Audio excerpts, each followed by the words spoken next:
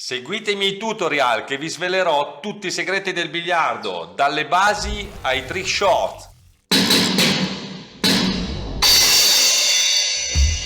Ciao a tutti gli appassionati di biliardo, oggi siamo qua a fare questo nuovo video parlando di come imbucare sui tiri di sponda, perlomeno come migliorare sui tiri di sponda, perché l'argomento è difficile. Però si può sempre migliorare, ok? Miglioriamo sempre la nostra percentuale di imbucata. Ok, questo video mi è stato richiesto tra parentesi da Ivan, che lo ringrazio tanto per la domanda che mi ha fatto. Spero di darti la miglior spiegazione possibile che io posso nel mio caso darti. Ok, intanto volevo ringraziare anche tutti gli ultimi iscritti, mi fa molto piacere che ogni giorno vedo che se ne aggiunge uno o due e sono contentissimo, spero di farvi un buon lavoro il più completo possibile, perlomeno l'impegno ce lo mettiamo. Allora, venendo a noi, io vi faccio vedere il mio sistema, ok? Come vedete, qua ho messo uno scotch, ok? Numerato, cioè segnato, diviso in 10 punti. Ogni punto c'è una biglia di distanza, primo punto, secondo, terzo, quarto, fino a 10. Poi ho messo un puntino di arancione e metto la gialla in questo punto qua, un punto a caso, niente di che. La stessa cosa l'ho fatta sulla sponda lunga, 1, 2, 3, 4, 5, 6, 7, 8, 9, 10, via.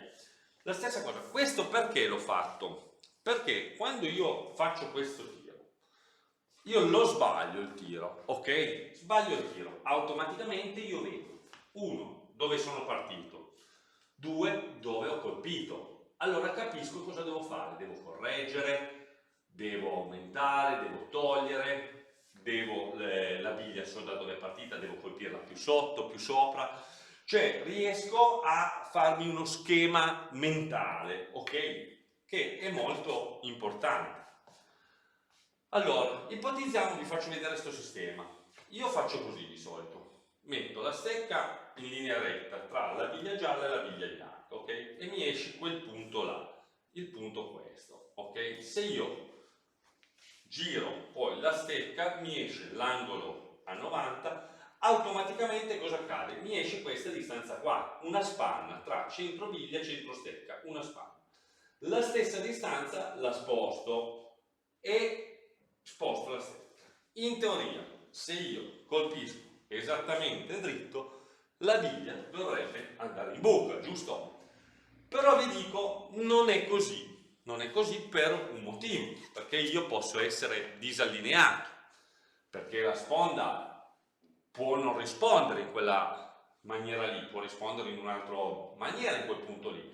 In questo punto qua della sponda risponde in un'altra. Il panno può essere differente, io posso colpire più in basso, allora la biglia gialla magari tende a chiudere di più, o più in testa, allora tende ad allargare magari un po' di più, o se aumento la forza o se la diminuisco. Però a me in questa maniera qua è uscito un punto. Io ho una situazione, cioè che posso prendere le mie decisioni. Allora, nel mio caso io so che sono leggermente disallineato, cioè quando tiro, io tiro dritto ma la mia biglia gialla parte leggermente a sinistra. Allora io so che devo mirare leggermente a destra, ok? Proviamo il tiro solo per farvi capire. Ok. Questo a cosa serve?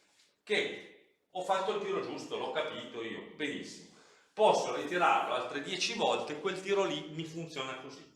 Allora passo a un altro punto, ok?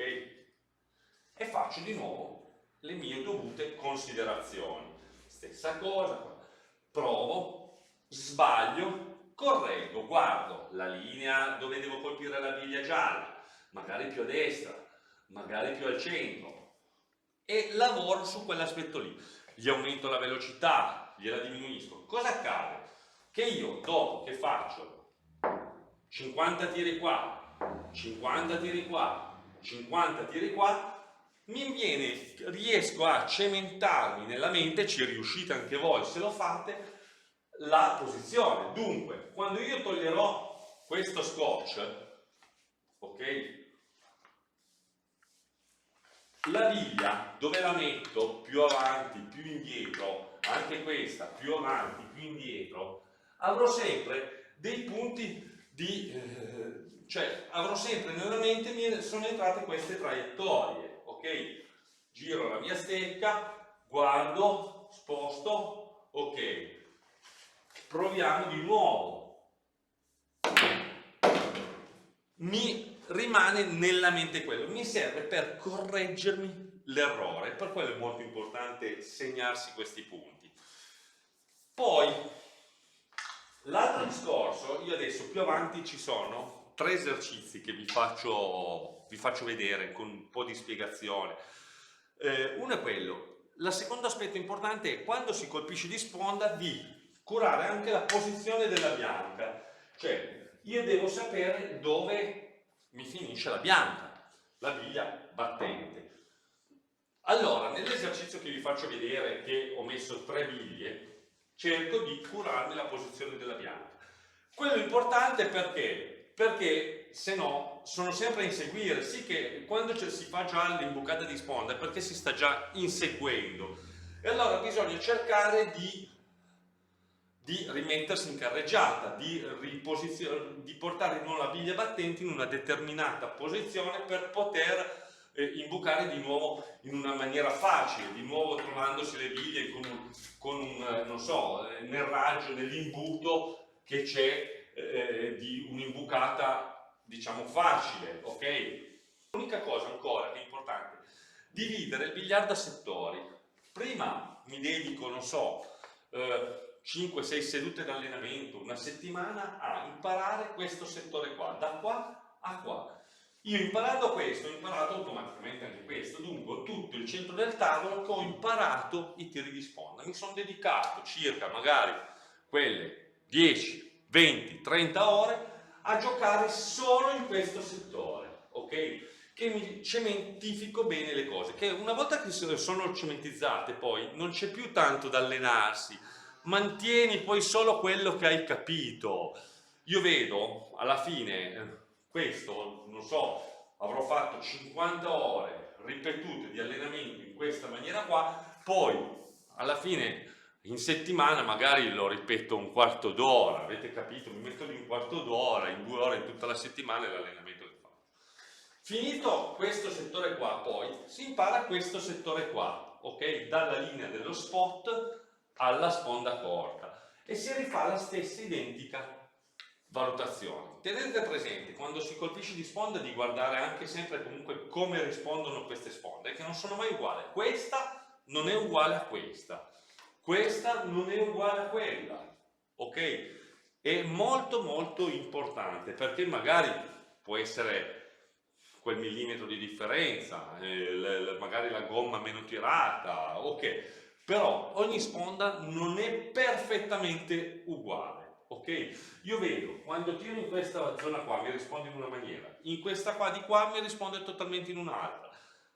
E lì è soggettivo, bisogna andare a guardare su ogni biliardo. Però teniamo presente che quando si va giù e si cerca di bucare, io vado abbastanza a occhio, ok? Non è che sto a preoccuparmi tanto delle misure. Mentre all'italiana lì fanno in un'altra maniera, contano, ok. Io no, io vado a occhio, mi posiziono, mi allineo, prendo la mia misura generale, tac, sposto la stecca, guardo e correggo, ok? Ragazzi, guardatevi adesso questi esercizi qua che vi ho preparato e guardatevi anche quelli che c'è qualcosa da imparare.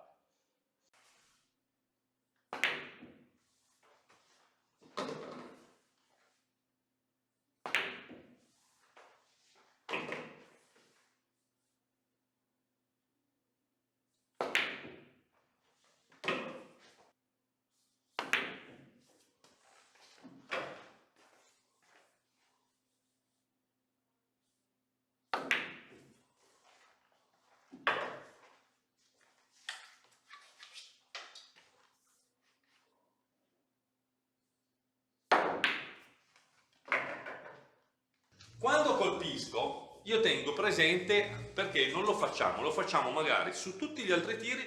Quando colpiamo di sponda non teniamo più presente il nostro allineamento.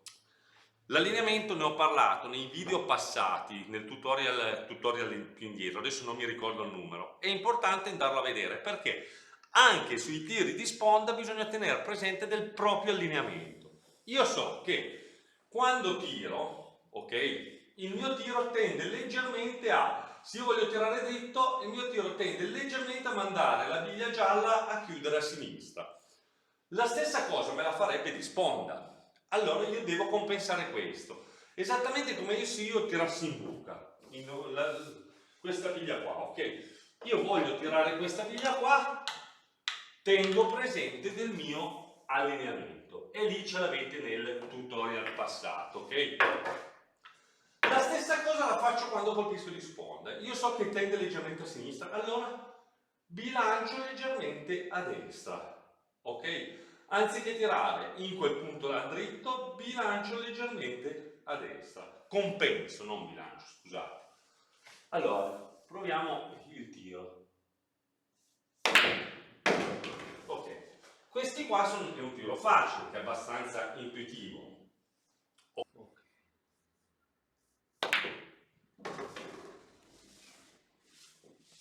Questa qua la colpiamo sulla mezza biglia. Ok, devo dare importanza molto alla forza. Questa qua la colpiamo mezza biglia, però parte interna.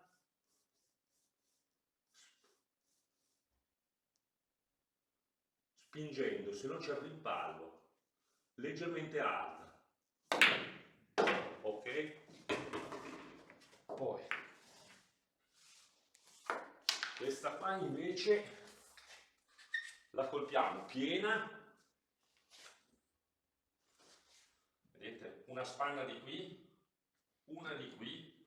La colpiamo piena, però leggermente sotto, come fare un piccolo retro. Se no ci sarebbe il rimpallo. Ok? Allora.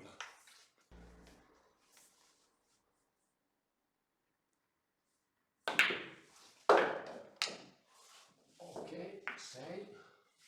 1, 2, 3, 4, 5, 6. 3, 4, 5, 6. Ok.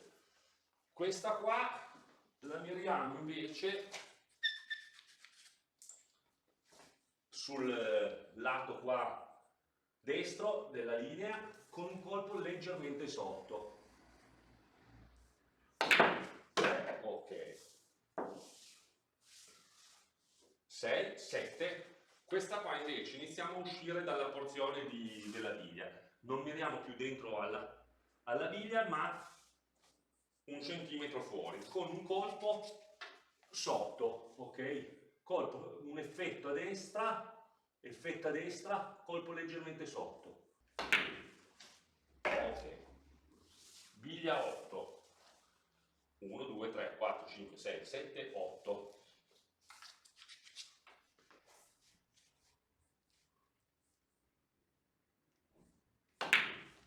Ok. Biglia 9. 3, 4, 5, 6, 7, 8, 9. E qua iniziano a diventare difficili queste due biglie qua. Sempre effetto a destra in basso per poter chiudere di più la biglia qua gialla, la miriamo esattamente fuori. Vedete? Ok, praticamente il punto che andrà a colpire la mia biglia gialla sarà quello. Dunque io devo colpirla in questo punto qua. Tengo gli occhi fissi su quel punto lì. Ok. Ok. Biglia 10. Qui di fino, praticamente un effetto a destra. Ok, perfetto. Un aspetto che prima vi ho detto, però non ve l'ho rimarcato abbastanza, che è molto importante, fondamentale, che quando si colpisce in questo caso qua, la biglia rossa, vogliamo farla in buca centrale, alla biglia bianca bisogna sempre imprimere un effetto a destra, ok?